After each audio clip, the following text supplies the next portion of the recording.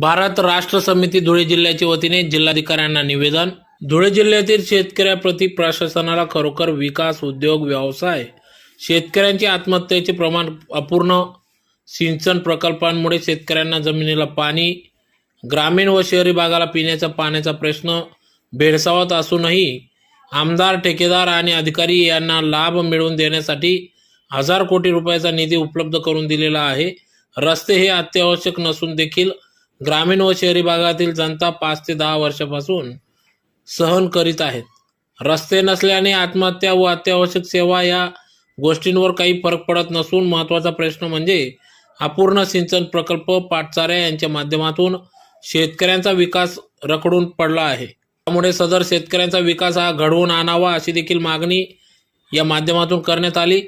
तर लोकप्रतिनिधींनी जंगल नष्ट